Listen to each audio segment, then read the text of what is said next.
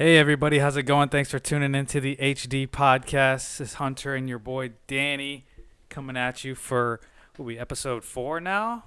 Episode I 4. think it's four. Yeah, I think it's Episode four. 4 of the HD Four already. That podcast. went by quick. Yeah, a lot going on, a lot going by quick. Everything's just been kind of just taking one step in front of the other, but it's been good. What have you been up to, man? Work. Been getting busy with work. Good day today. Did some things to plan out my week, so I'm expecting a big week. Yeah, it's definitely been a little whirlwind with this hurricane that just came through, Hurricane Dorian, zipping through everything, kind of going up business. I know insurance-wise, has that done anything insurance-wise as far as like people wanting health insurance after the hurricane or anything along those lines? No, not for health insurance. You haven't noticed it. I mean, I'm sure. I don't know. Did it hit us at like a little bit? I know the Bahamas got hit pretty hard. Yeah, mostly Did like just like Did the Carolinas get hit or? Carolinas a little bit. I know they got a lot of flooding and stuff, but it's just, whenever the storms and stuff come around, everybody just starts scrapping to get insurance. Like it's like insurance season, especially for like people that have rental properties and It's on your investors mind. out I mean, there. when you see, people don't have health insurance because one, it's like a price thing, or two, they don't think they need it. Yeah, And when they see right. someone close to them or something happen, whoa, now it sparks that image. Now Yeah. they see what could happen potentially if something happens without insurance. Yeah, yeah.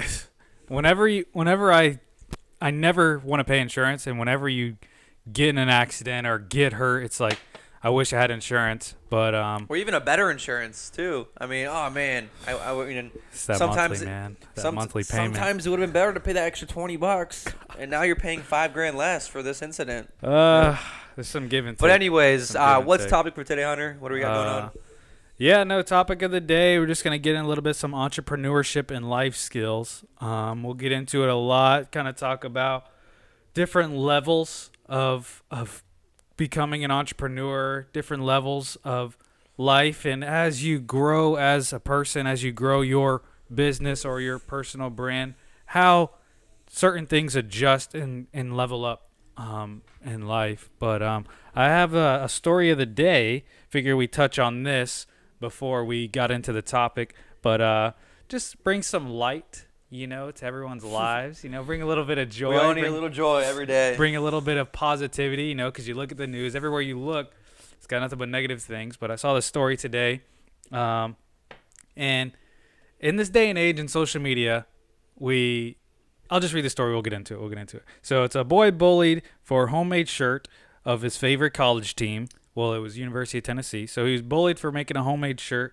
And his design that he made for his homemade shirt actually turned into merch by University of Tennessee. So basically what happened, it was like a fourth grade teacher. The kid came to school. It was like dressed as your favorite college athlete or college day.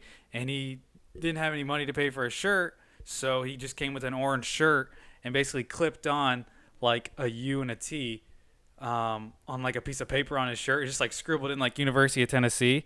And if you look at it, like, look, it's just like a basic little T-shirt, And basically what happened was it went viral for like 2 days. But basically what happened is the kid got made fun of after he came back from lunch. The teacher said, oh, he was crying. So she put on Facebook, like, I had a student that had a kind of a tough day, and they wanted to see if they could raise money to kind of either get him out to a game or something like that.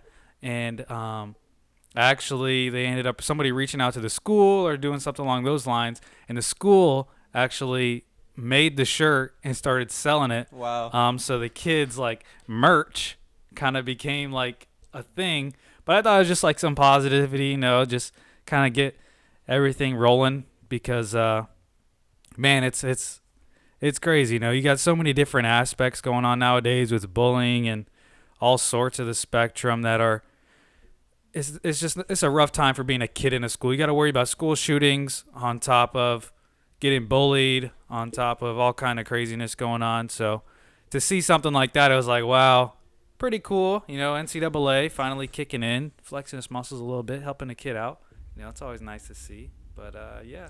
Yeah, I mean that's a good story. I mean, it just kind of goes in life when people are hating on you. Yeah. There's always a bigger plan. There's always a bigger picture that you don't know about. That's it, man. That's it. So, yeah, first point I got today is kind of touching on that entrepreneurship, life skills topic. But first little bit is talking about agility and how being an entrepreneur you have to be agile, not in an athletic sense, but in a sense where you got to kind of wear a lot of hats and pull from a lot of different places and be quick on your feet.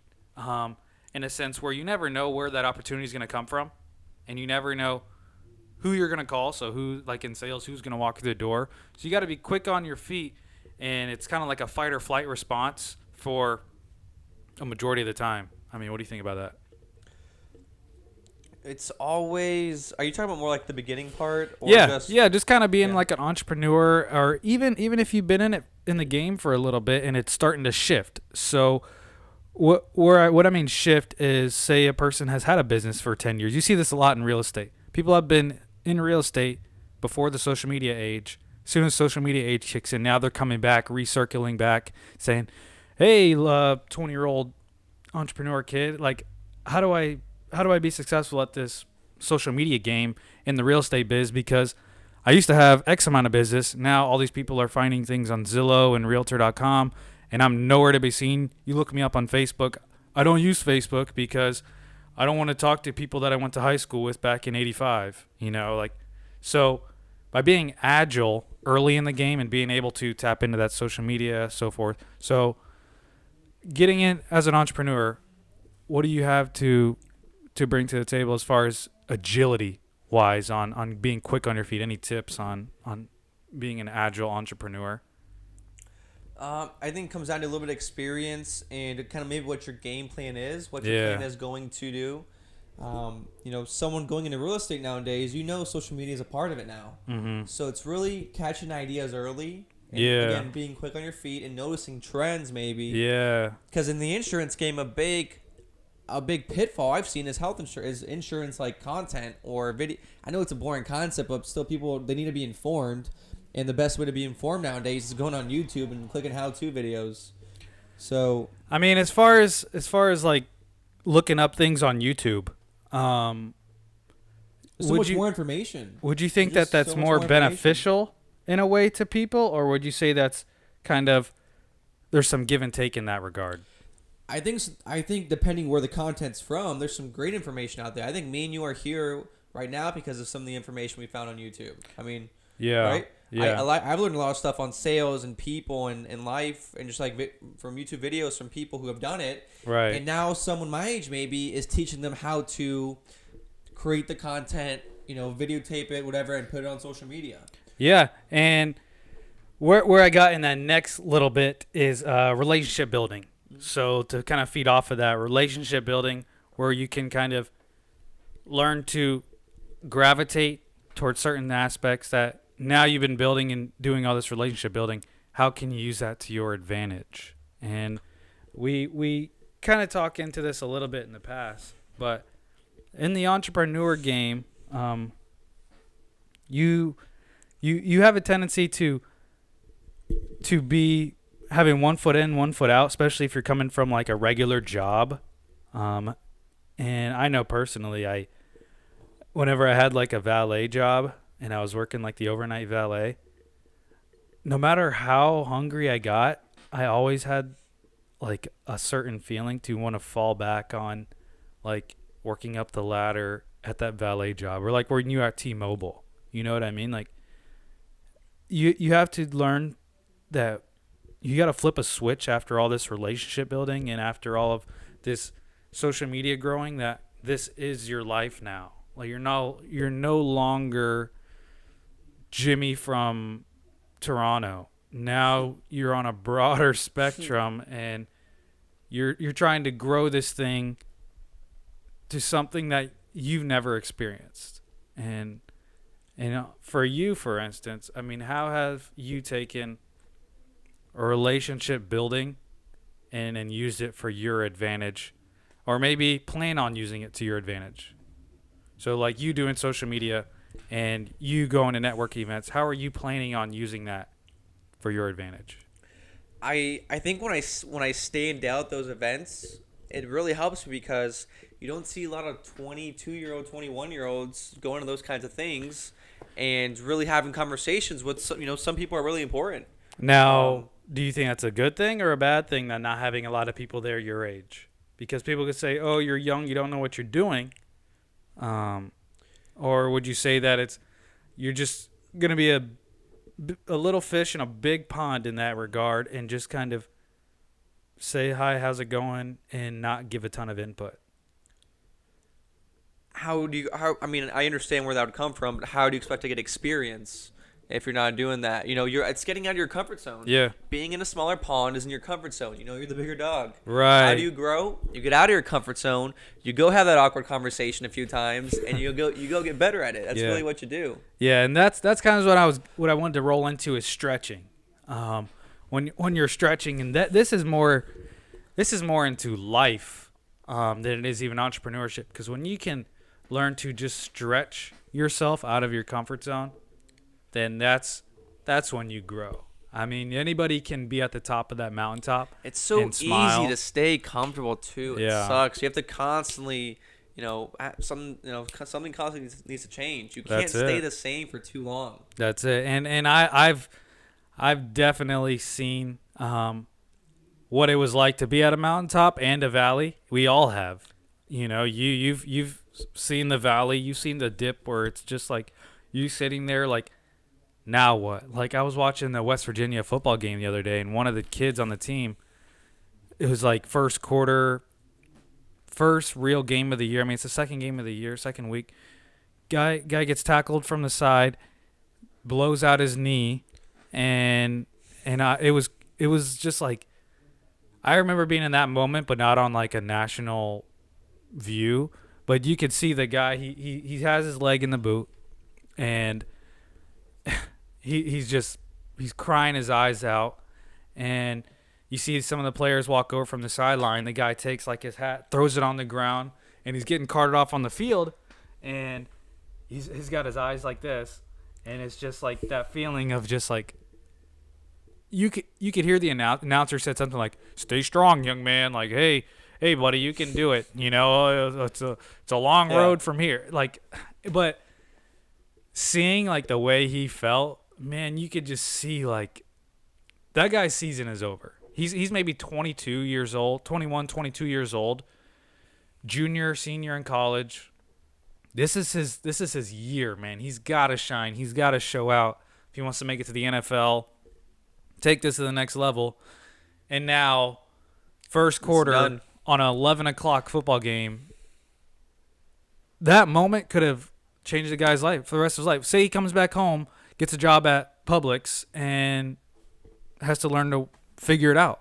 Like, who knows? Like, that's real life. And you don't see, you're watching the Saturday game, freaking drunk, eating tortilla chips, and there's a kid that literally life just changed in front You of you. don't see all the behind the scenes stuff. You just see what's in front of you. There's so Yeah. much more backstory to everything Absolutely. and to what's to come. Absolutely. So we gotta roll into this, talking about self-awareness and mindfulness. That's a good one. Okay. This because is always a good conversation. You when- hear this a Yeah. lot with Gary Vee, and that's like his biggest thing. Like, oh, you got to be self-aware, and I agree with it 100%. And kind of the bullet point that I put is, some cope with stress, anxiety, and sleepless nights better than others, but the ability to attach from the pressure and focus on being in the moment is a valuable skill for any entrepreneur to have. So being able to cope with the stress, anxiety, and sleepless nights better than others, but the ability to attach from the pressure and focus on being in the moment. So that, they say, is a valuable skill of an entrepreneur. Being able to decompress, not get too caught up in what you're doing, and just focus on realizing, hey, I can stop and smell the roses for a little bit. That's actually something I need to work on, and I'm Dude, not. that's why we're doing this I podcast. am 'cause not very we're good not- at that we're at not all. Perfect, dude. Heck yeah. I mean, Man. I agree with you 100%, man. Like, if That it's- is that, dude, especially in sales, man, where you know,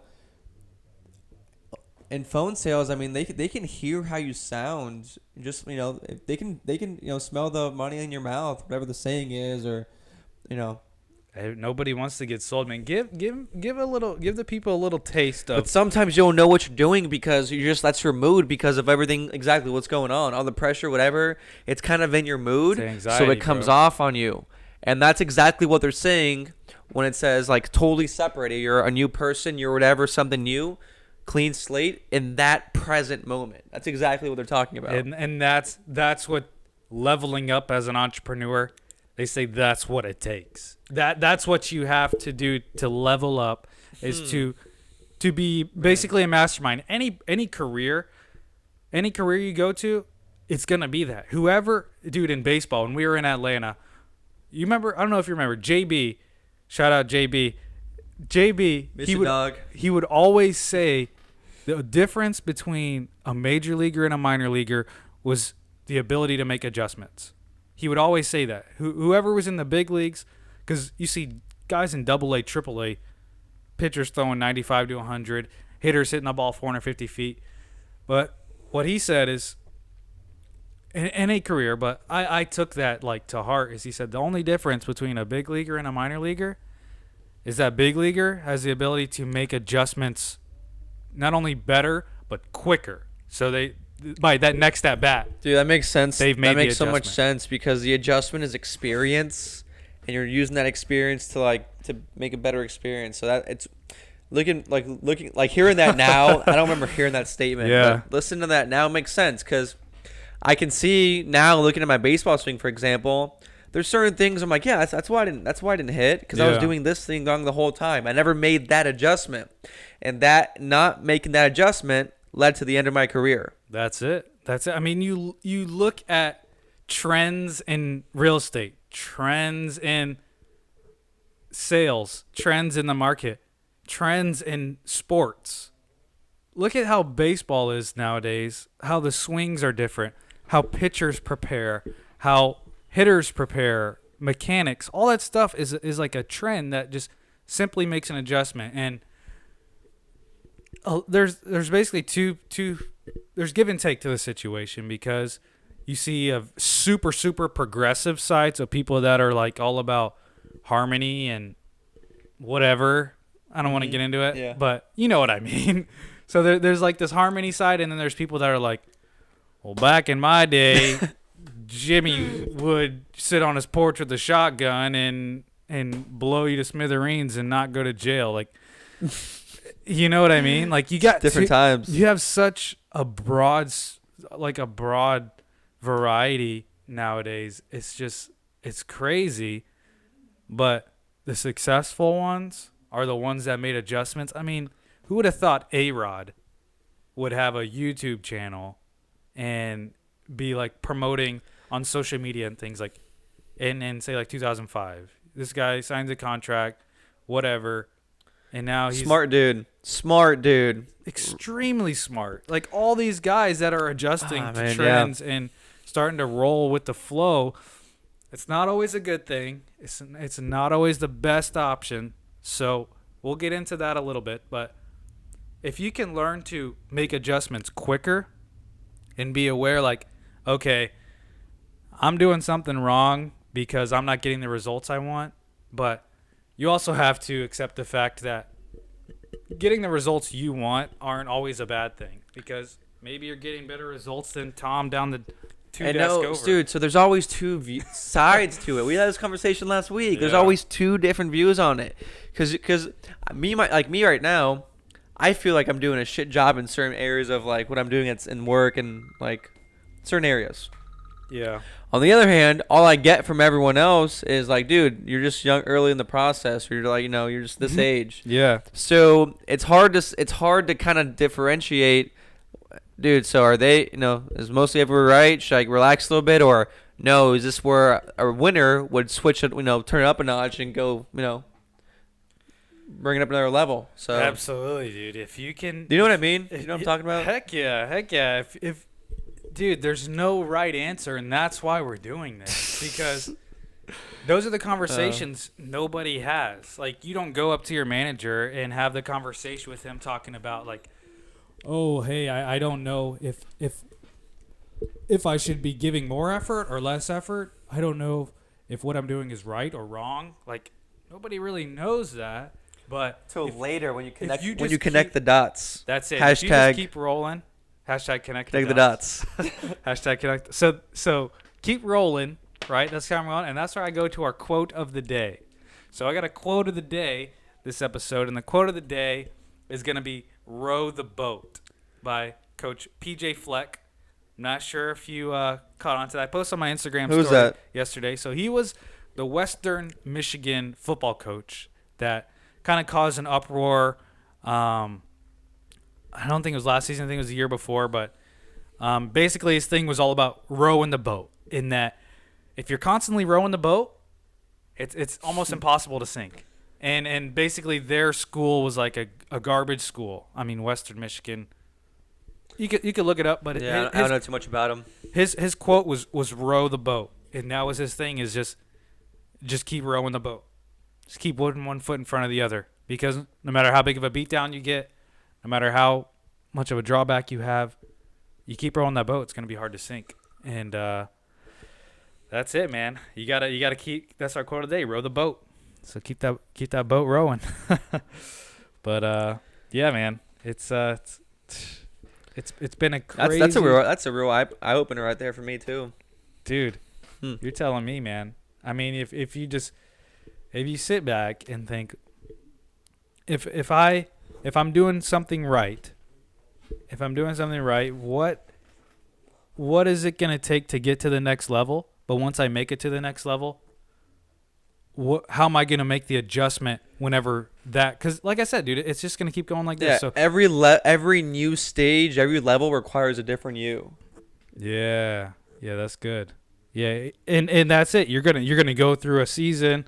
You're gonna go through a time period where you're gonna have to make an adjustment, and the sooner you make that adjustment, and the quicker, and the better, that's where you're gonna start to realize, wow, this is starting to get a little bit easy, and you level up a little bit, and then what happens? Something else. The thing is, when it gets easy, then you you think you're better at it, and you kind of stay there. Oh gosh. And then, dude, you're right back where you started, right? Amen, dude. Amen. It's a nonstop cycle, man. No matter how much I swear that I've been able to figure it out, or at least have somewhat. You're like nowhere close, dude. You're nowhere close to figuring it out. It's frustrating because It's funny. It's life.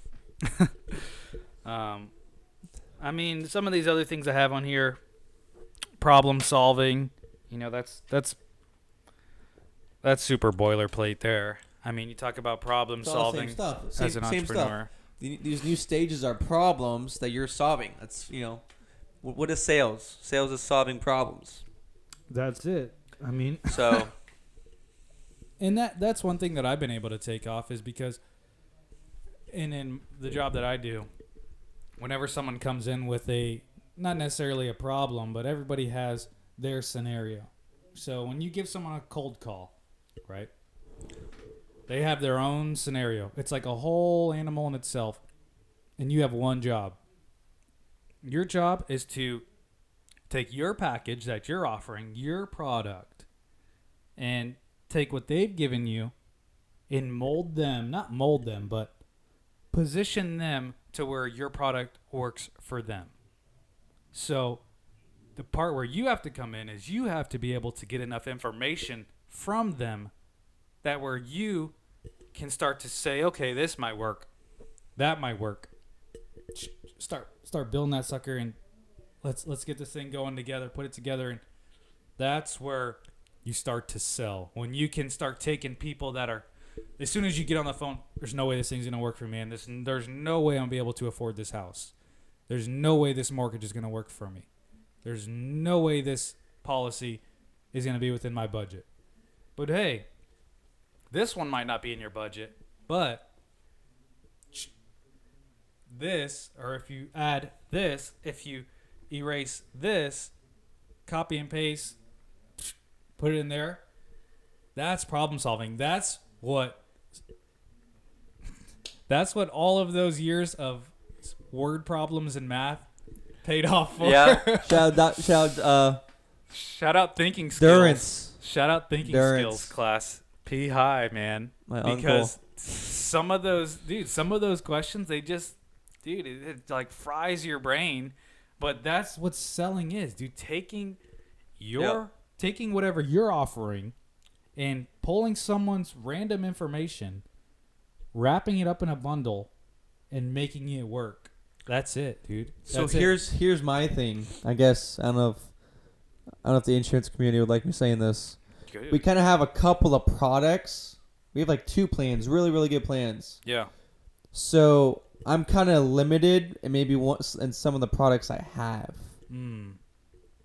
Or maybe, mine is exactly asking more questions to see if they would be a good fit for what I have.